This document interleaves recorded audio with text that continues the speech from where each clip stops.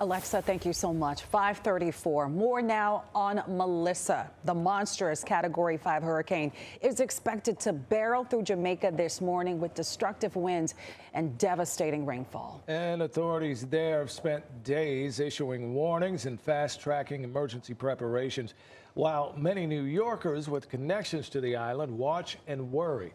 Pix 11's Justin Finch is here in the studio with more on the latest here. It just keeps marching on. Huh? Yeah, the National Hurricane Center out with a very ominous warning here, saying that failure to prepare now could result in serious injury or possibly death. We know this storm is both powerful and plotting, with reports of sustained wind speeds as high as 175 miles per hour, as the system itself has crawled as slowly as 3 miles per hour and even slower. Jamaican officials warning that no matter where this storm makes landfall, that massive flooding is highly likely across the island, and right now a scramble to prepare and find safe shelter.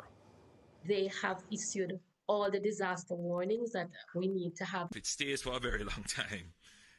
You're not just dealing with saturation.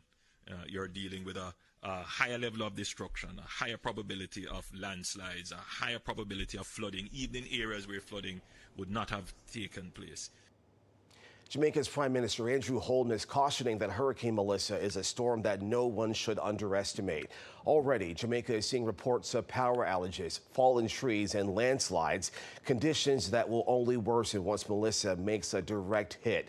The Cat 5 storm is forecast to slam Jamaica with gusting winds, heavy rains, and trigger a life-threatening storm surge as high as 13 feet.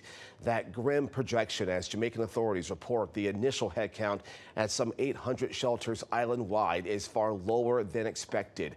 Across the tri-state now, those with loved ones in Jamaica and the Caribbean are holding out hope and preparing to help. In the city, the Jamaican Progressive League is asking volunteers to stock up on canned goods and supplies to help those impacted. Jamaica's ambassador to the U.S. also holding a virtual town hall where local and international crews are planning to respond on the ground as soon as called.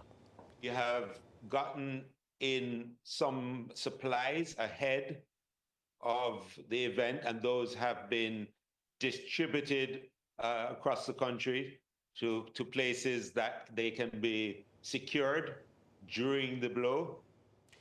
And sad news already coming in. Reports of at least 7 people killed in the run-up to this storm landing in Jamaica, the Dominican Republic, and Haiti. And this morning, there are now several reports that the U.S. State Department is closely monitoring the hurricane, but that a decision on deploying assistance will not be made until a need is identified. We are seeing reports, too, that Melissa's impact could be felt with a landfall in Jamaica as soon as 6 a.m., now less than an hour away. It just shows you how quickly time is just not on their side.